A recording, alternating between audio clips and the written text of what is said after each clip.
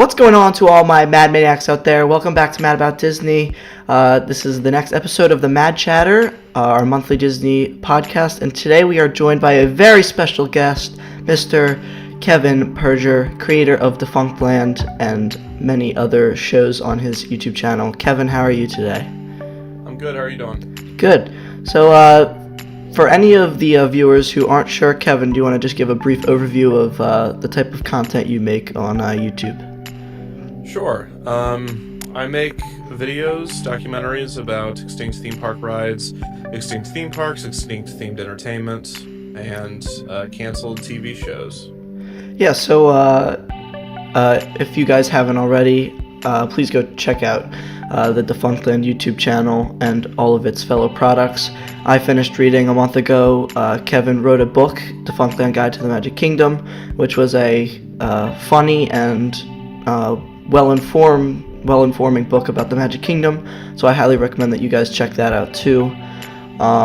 So it's his YouTube channel is just called Defunctland, so if you look that up, and there'll be a link in the description of this video, you'll be able to find it. So Kevin, to start off the podcast, I wanted to talk about a few things related to Disney news recently. So you've been an advocate, as seen in your debates with Rob Plays, for not changing too much in the theme parks at Walt Disney World and at Disneyland. So yesterday, on the day of recording, yesterday was the 30th anniversary of Hollywood Studios. So did you see any of the footage or announcements of any of the stuff that they talked about? I saw some of the Galaxy's Edge stuff, and then, of course, the new logo. Alright, so that was one of the things I wanted to talk to you about. So this new logo is getting a lot of, I'll say hate, a lot of criticism for being too simplistic and not having enough character. What were you thinking about that new logo? It's pretty bad. I'm not sure why they chose this. I'm assuming it's going to be similar to the 30th anniversary logo, where you have different characters pop into the O's as they did into the 0 and the 30. Mm-hmm. I'm assuming that one with, I don't know, BB-8 Woody, and I think that those were there was a third that I'm totally forgetting. Oh, the Mickey from Mickey's Runaway Railway. Something like that. Yeah, I mean, it was... I'm going to assume those are interchangeable. I hope so. I hope that's not the final, this is what we use all the time one, but who knows? Yeah, I mean, there was a long time rumor that they were going to ultimately change the name of the park altogether. So I don't know if this new logo is showing that this is what the name is going to stay as, or if this is like we created a logo that'll last for 5 years before we change the park name, so we didn't put that much effort into it. Although as someone who, has now begun to do graphic designing for YouTube, it seems like it wouldn't have been that difficult to just make a better logo. It's not like this, not like making a logo would take a significant amount of time, that this would, this is like we had to make a low budget logo or whatever. So I was confused.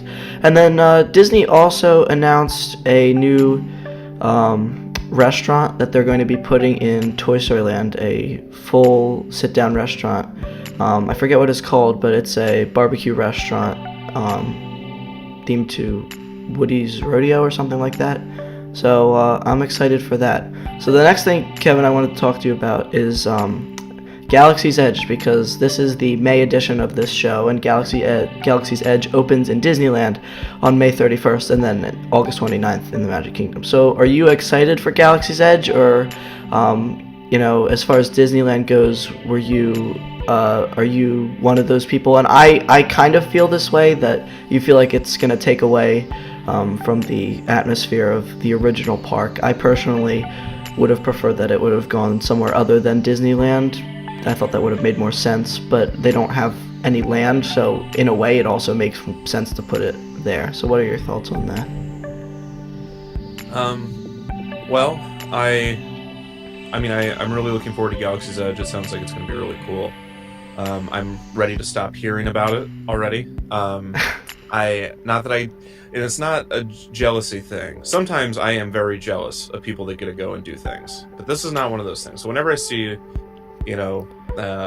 whether Disney invites certain, news companies or, the big media companies on previews of certain things, I get like really jealous. Like, for some reason I did with Toy Story Land, but with Galaxy's Edge, I think I've just been mentally preparing myself for, so long that I wouldn't be able to enjoy this for at least 2 to 3 years after it opens.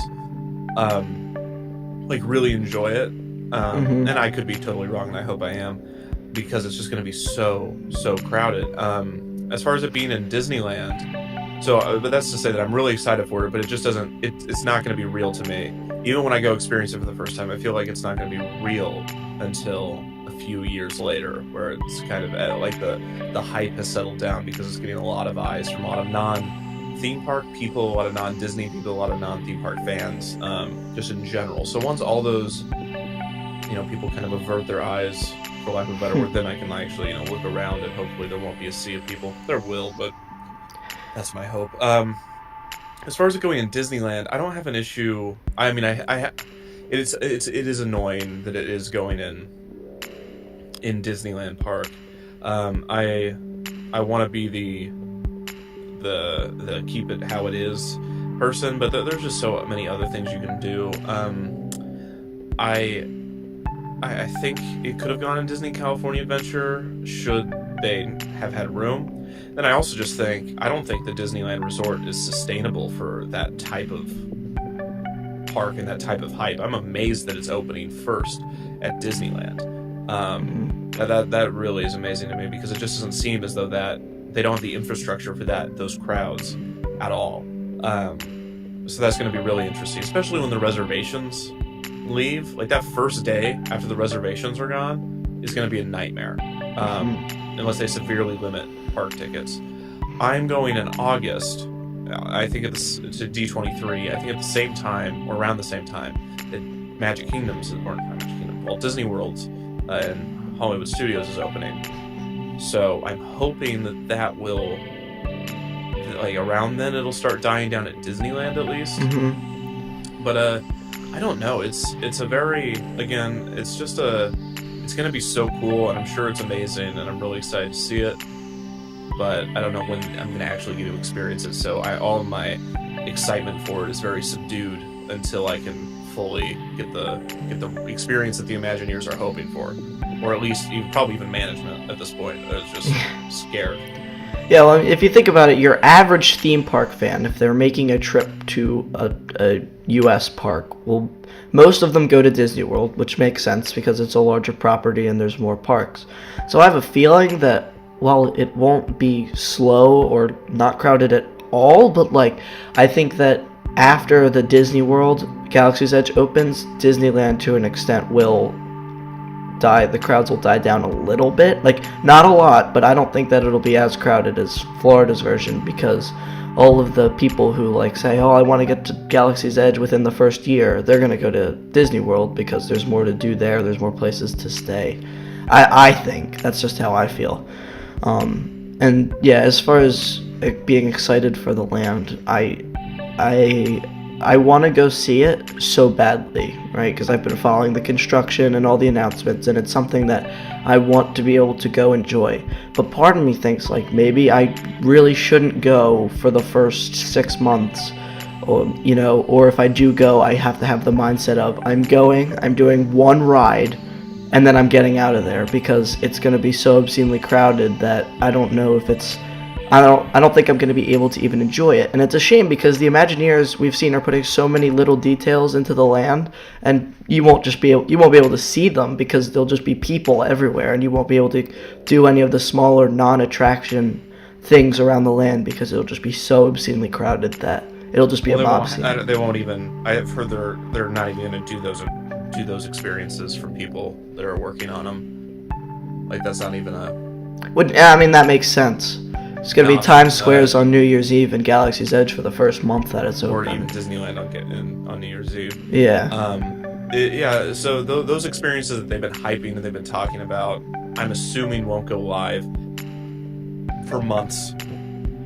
I mean, they're not going to ignore this property as they do Pandora now.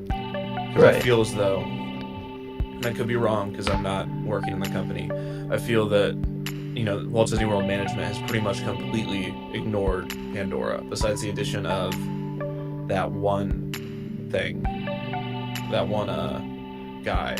The big robot guy that walks around. The mech suit guy. Yeah. Besides that, they've given up. The food's starting to become non-Pandora. The people are no longer talking as if they live on Pandora and work in Pandora, which is fine. I mean, nobody's demanding that for Pandora, but I hope that, considering how much money they spent on Galaxy's Edge, that they're going to try to keep up that for a little longer. It'll eventually go away. I am almost certain, and I really hope it doesn't, but the immersion that they were describing, if they're even still planning on doing it, like the idea that, your reputation follows you around the land. How is that going to work with a flood of people? I don't know. It'll be a long time before that happens, and I don't know what's gonna. Well, you wonder if that sort of experience will actually last longer, because you'd think that it would thrive in lesser crowds, right? Like, you'd think that as the crowds get smaller, Disney can do more with that, reputation, immersion experience. So, like, I don't know how long it will last, but I feel like if Disney's waiting to do that to its fullest extent till the crowds die down, then that's when the theming will really pick up, and it could be an additional so many years after that before the immersion, like you said, with Pandora at Animal Kingdom starts to die down a little bit. Yeah, and I'm sure they took I don't think it should be at Disneyland in general, as I said. I'm sure they took a note out of Universal Hollywood's book, but then again, they built the same exact land, and I know Hollywood's is condensed version of Harry Potter, at least from what I understand. I have not been to Hollywood's Harry Potter. When I was at Universal Studios Hollywood, it was still blocked off, but regardless. Well, yeah, Universal Orlando's has died down. The crowds at Harry Potter Land, they have died down. Harry Potter Land's the only comparable you have. Yeah, to what Star Wars is going to be, but I think Star Wars. It's not even going to be close. The crowds. Yeah, and it's also they haven't been. Disney's been hyping this up for quite a while, and I'm sure it's amazing. I just don't know if we're going to see the original intention, and you rarely do with any ride. You rarely see what the Imagineers intended. Mm-hmm. In any piece of art, you never really see what you're supposed to. What the idea is. I mean, something's going to get lost in translation, or something's going to get lost in some phase of production. But especially with this, it's going to be absurdly crowded, and all those things that they have not talked about the ride at all. The rides. Well, because they almost know that, like, if they hype up the rides too much, then people are just going to be disappointed when they either have to wait 10 hours to ride one of them, or the one, obviously we don't know already when it's going to open, because they said it's opening at a later date, but we don't know how much later that's going to be. So, like, I feel like they're almost hyping up the land itself rather than the rides, because they know that people are going to be spending the majority of their time just standing in the land looking at stuff. So they're like, well, we made it look really cool, so when you're standing there and all the people, just make sure you look around, because that's what you're going to enjoy, other than, when you eventually get on the ride after. Who knows how long the waits are going to be. I mean, my current realistic guess, and these people are going to say I'm crazy, but like the first few months, 9 hours for the first ride, when there's only one of them. Well, it can't be that long because of the reservation system. Oh, right. So I guess afterwards. After that, I don't know what they're gonna do. I don't know what they're gonna do with reservations. Who knows what we do at Walt Disney World? Yeah, it's gonna be a mess. I don't know. Eventually, you'd think they would be waiting that long, but then where does the line go? Because at least in Animal Kingdom, the line could stretch, all the way to Festival of the Lion King for Pandora. Well, you'd think that they'd be accounting for that. Like, you'd think they would build a queue long enough to hold as much people as they think could be in that line. Or at least close to it. Because they can't have the lines coming out into the land, because then that'll just make the land that much more crowded. So, like, you'd think as much as they can, they want the line in the actual queue that they've built, because otherwise it's just going to be mayhem in. And I'm sure it'll stay a reservation system after the when they said that they're going to stop reservations. They have to be lying. There's no way. I mean, I guess maybe. I would not be surprised at all, though, if, honestly, if they just said, nope, we're done with reservations. But then I don't know. You have a lot of people coming to the resort. I think the whole place is going to be packed. It's going to be ridiculous. Because you have all these people going to Disneyland and California Adventure.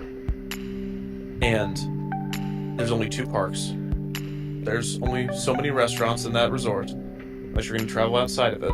There's only so much parking, there's only so much everything. And you only get 4 hours at Galaxy's Edge. So that means that if you booked a 3-day, 4-day vacation, typical for Disneyland, you still only get 4 hours. So you bought tickets for 4 days only because you wanted to go to Galaxy's Edge. And so what are you going to do with the remaining 36, 48 hours of your time? Just go sit in the tiki 72. Room and take in the original animatronic attraction 6 or 7 times in a row. Because even that'll have a 20-30 minute wait just because the amount of people that'll be there for Galaxy's Edge. Right. I mean, it's going to be nuts, and I'm hoping by August it'll be over, and then Disney World will have the problem. That's my hope. Yeah, I mean, I've never been to Disneyland, and that's something I've wanted to do for years. I want to go to Disneyland, and I want to appreciate, that park. But, I want to be able to enjoy it while I'm there. And now part of me, we were, thinking about doing a trip within the next year to 2 years. And, I don't want to go if the rest of Disney... I don't care if Galaxy's Edge is crowded. Because I'm going to end up doing that probably in Orlando before I would end up doing it in California. But I want to be able to enjoy the rest of Disneyland Resort without having to deal with the overflow of Galaxy's Edge. I want to be able to. So, I mean, I'm a little bit upset that because of the scale of Disneyland Park, or Disneyland Resort compared to Walt Disney World Resort, the fact that Galaxy's Edge will significantly affect the entire rest of the resort, from dining, hotels, everything will just be completely booked out, and crowded because of Galaxy's Edge. Yeah, I agree. Alright, so the next thing I want to talk to you about quickly is Disney announced a few weeks ago, they gave more details on the Epcot Forever show that is coming to Epcot with the closing of Illuminations Reflections of Earth. But that's not what I wanted to talk to you about, and because I wanted to get your opinion on the fact that after Epcot Forever closes, and it's supposed to close sometime in 2021, I think, they're replacing it with this new show that we've seen has a heavy focus on IPs. And I took a step back the other day and noticed that with that show, the new show that just opened at Hollywood Studios, I think it's Wonderful World of Animation, I think it's what it's called, Rivers of Light, which now has characters from The Lion King and other, properties like that, and then Happily Ever After. Do you feel the same way that every show at Disney World is now going to be relatively similar in the sense that they're all just going to be, effects to Disney songs, and that will have a negative effect on how people feel about Disney World nighttime entertainment? I never watched nighttime shows, so I'm the wrong person to ask. That and parades, I have very little patience for them. That's when the crowds seem the biggest. Mm-hmm. So I don't have a horse in this race. I think it's unfortunate, I guess, that's moving to IPs, but if anything's going to be IP based, I mean, the nighttime shows and the parades, that makes the most sense, because that's what they've always just been promoting. Whatever. I mean, they used to have entire parades modeled after the new Disney animated film. Mm-hmm. And so there's little impact, because you can just change it. And if anything, it's, if you do brand it after your new things, and I don't know if you're always branding it after the newest most popular brand, that forces you to change it, because how awkward, I mean, the Disney Magic's facing it right now, but how awkward would it be if your entire fireworks show was based solely around Tangled? And Right. it's just awkward in 2019, because Frozen did way better, and that Moana's even more recent, and so if you continue to brand temporary, I mean, these things they want the Epcot's after Epcot Forever is supposed to last like 20 years, Yeah. but I don't know, I do not have an issue with it. I don't like how Epcot Forever is basically a send off to Epcot in general. That's really sad. Because it sounds like they're just saying It's a funeral goodbye procession. to the old park. Yeah, I mean, on the other hand of you, I do have a horse in the race per se. I always enjoyed the nighttime spectaculars. Wishes and Spectra Magic were my favorite shows ever. So the fact that Disney has abandoned parades completely is I'm kind of sad about that.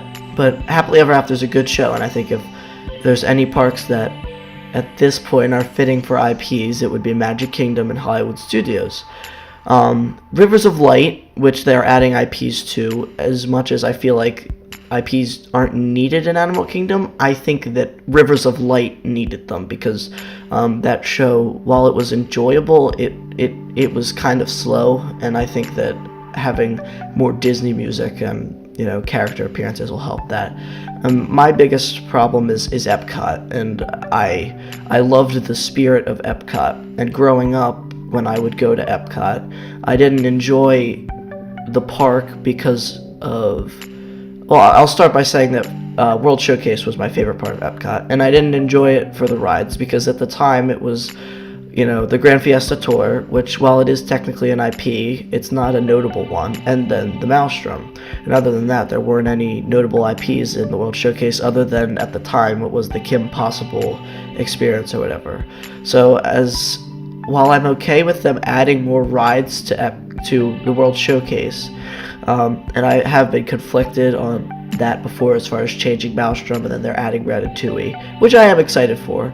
I've heard it's a good ride, but I feel like we're watching the World Showcase, which was kind of that last bit of original Epcot we had left, other than Spaceship Earth, kind of just slip away. And I feel like you're right with kind of how Epcot Forever is kind of like the funeral procession of Epcot. They're pretty much saying, this is it, we're fully transitioning into an IP-related park, and, any little bit of Epcot that was left is gone. So that it's not that I don't like IPs, it's that I feel like it's kind of like the end of Epcot as it was. Well, toast to the end of Epcot, I guess. It's over. And a good run. Yeah. Alright, so now I just have a few quick questions that, I personally want to ask you and give you a chance to share some of your opinions. And I apologize because you've probably been asked these questions before, but, I'm sorry. No problem. I mean, I'm always happy to answer questions. Every once in a while, I'll get one that I've never been asked before. I also like answering because I get better every time I get asked the same question, so... Yeah, I mean, I doubt it. These are pretty general questions, but my first question is, you've made a number of Defunctland episodes, from your main series to the mini-series. I'm currently really enjoying the Jim Henson series that you're doing. So what was your favorite, I don't want to say episode to, edit, but what episode or theme park or did you have the most fun researching? Because obviously, I've researched a few videos for Disney Dan, and one of the things that I found enjoyable about that is diving into these rabbit holes and just learning new things about, experiences that you didn't know existed. So I was just curious as if there was a theme park or any particular thing that you've researched that you didn't know too much about, but you ended up really enjoying getting to learn more about. I think that's true with anything. I think you always, you form an attachment to the story, especially if you're researching it chronologically, as I do. now that I'm thinking about it, I don't even know how to research. I don't know how to explain it. As I said, I researched chronologically, and I was like, is that even true? And it is true. Building the timeline, working through old newspapers. I think the most interesting one was probably either, Euro Disney or Hong Kong Disney. Those failures of those parks, because it's just so interesting. I don't think anybody had done that in the way I had. I think at Euro Disney had a graduate thesis that had but Hong Kong Disney, I found very little that, because it was mainly newspaper articles that I was picking and compilating and trying to build the story from, because a lot of those little things that happen are forgotten about and only remembered in old newspapers, where they were the news of the day, but then tomorrow nobody remembers. Like the Disney, calling in dog catchers, or finding landmines in Lantau Island. Just stuff like that. Very interesting. Hong Kong was really fun to do, and then, every episode's interesting in its own way. Yeah, I had the pleasure of visiting Euro Disney, now called Disneyland Paris, a few years ago, and when that was prior to me watching your video on it. Obviously it wasn't out yet, but it was very interesting to watch that video and then go through my experience at the park, and I would recall evidence of various things that you mentioned, and think about, oh yeah, that was whatever that nearly caused that X event. I can't think of anything specific, but I find it was very interesting to see. I had no idea until a few years ago when I discovered Disney YouTube as a whole, before I realized that Euro Disney was a failure, because I wasn't really into that part of Disney at the time. So yeah, I found that pretty interesting to learn about how Disney, which is a company that portrays themselves as perfect in every way, has their failures. Multiple theme parks have failed. Movies like Home on the Range, which Disney doesn't like to talk about for obvious reasons, because it was a massive failure. Stuff like that. It's interesting to learn about how Disney as a company isn't perfect, and it's interesting to see where they went wrong and what they could have done better to correct that. Those issues. Yeah, I agree. Alright, and then next question I have is, what attraction or theme park or anything that you personally have visited or experienced do you miss the most, as someone who researches things that have closed? I definitely miss Aladdin: A Musical Spectacular at DCA probably the most out of anything that I've gotten to experience. It's still on the Disney Fantasy, so you can still see it if you're on the cruise. But that was such a fun show. I don't think Frozen is as good. But I'm also not the biggest Frozen fan. I like it, but it's not. It's not. I don't know. Aladdin's just so classic to me. Are you excited for the new live-action movie that they're making? No, I am not at all. But that's to be expected. I think the Aladdin. The reason I like the Aladdin Musical Spectacular, and I think Aladdin could be good. The remake. I just don't like live-action remakes. But the musical in the parks was just so authentic to the spirit, because they would have the genie, and there's joke compilations online. They changed the genie's jokes for every show almost. I mean, every month or two. It's just amazing how much work they put into it. Yeah. So I loved that at California Adventure. I'm really upset that it's gone. Yeah, shows like that where they mix up the content is always great. I mean, you have the show like Monsters Inc. Laugh For in the Magic Kingdom, where people might thought it was funny at first, right? But I don't think they've changed those jokes that I can remember in quite a long time. So I did it a bunch of years ago, and then I went back, I think, while I was there last year, and I did it, and I was like, that was all right, but it's the same stuff I remember from before. And the audience, they try to do audience submitted questions to try to mix it up, but they get like 10 seconds of the show and they're never that good. So it's rare you find a show that updates itself as constantly like that. So yeah. And then obviously Disney is known for replacing shows with whatever's popular as an IP, so it's no surprise that Frozen is there now. So yeah. And then the last question I wanted to talk to you about is this is kind of more just for anyone watching that is curious, but what do you have in the pipeline for Defunctland coming up as far as future content after you wrap up the Jim Henson series that you're working on? Yeah, we got a bunch of great content coming. I don't know. We got a lot of content. I can't really talk about much of the upcoming stuff, but we have a lot coming, and I'm very excited for it. We got a feature-length documentary, 40 minutes plus documentary from Matthew Serrano, who did the Horizons documentary. We have more. Defunctland Season 3 is going to premiere this summer at some point.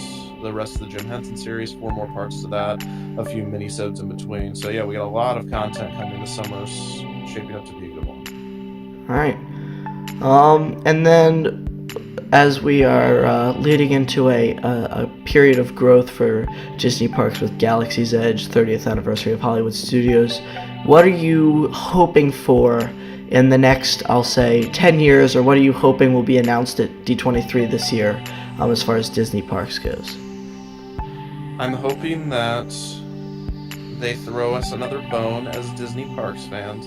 I think the Skyway was one of those. Mm-hmm. Well, here you go, do the, it's an old kind of idea that we're bringing back. My hope is that Spaceship Earth is going to be replaced by New Horizons. And that it'll be a Horizons tribute. Or I don't know. I think that they have to do something with Epcot for the original, for the Epcot, for to still keep the original Epcot alive. And I think they know that. I hope they know that. And I think they're going to throw us one bone and then just set fire to the rest. So I hope that one bone is New Horizons or something. Yeah. Or maybe the original Journey into Magic, or not the original, but bring back Dreamfinder. That kind of idea. I think there's a real possibility that they will throw us as fans that bone, and then the rest they're just gonna announce everything's leaving. Which it's that's the way it is.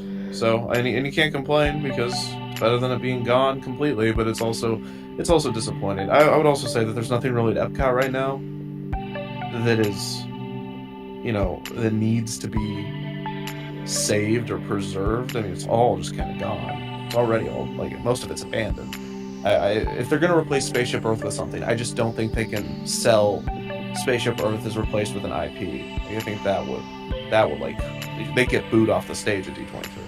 Yeah, I don't think they could do that. The one thing I'd like to see that would kind of show what you said, kind of like throwing us a bone, is I want to see a new World Showcase Pavilion. Probably it would be Brazil, because that's been long rumored. And I don't want it to have any IPs, and I don't even want it to have a ride.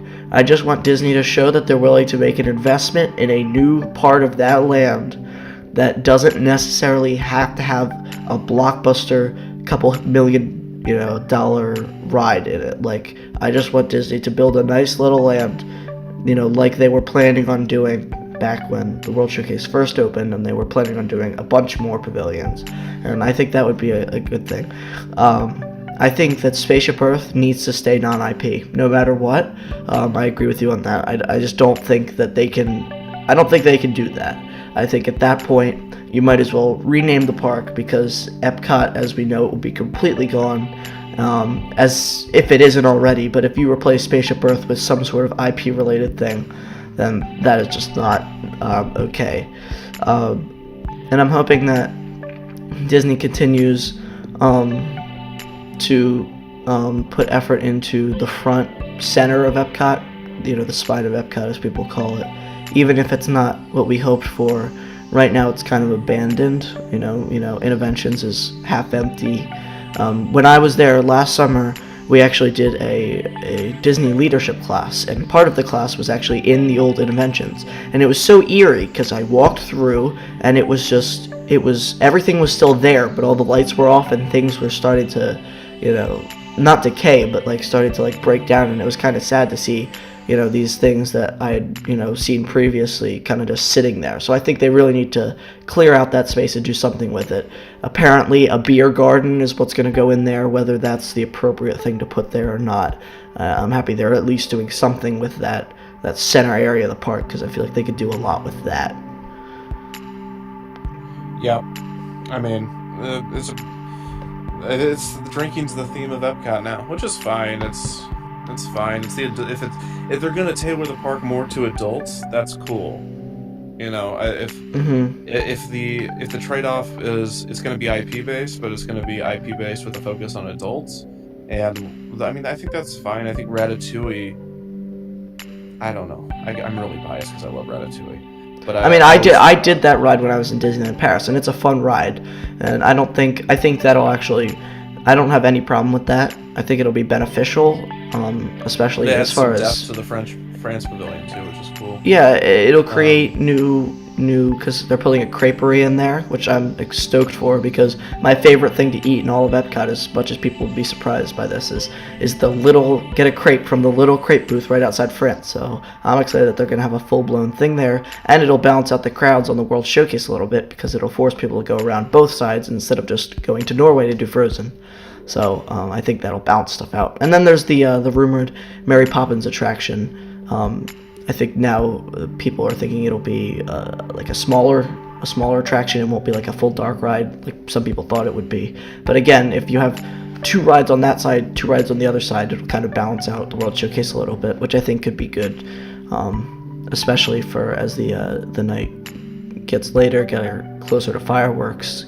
People will be on different sides of the park, because last time I was there, I noticed that over by Norway for fireworks was much more crowded than it was over by Canada or England, or the UK, because there's just not a lot of reason people would be over there other than to watch the fireworks or to go to the pavilions, compared to 2 attractions with Great Fiesta Tour in Mexico and Frozen Ever After in Canada. So yeah, I as much as I don't like to see IPs in the World Showcase, I'm okay with Ratatouille. I'd be okay with Mary Poppins.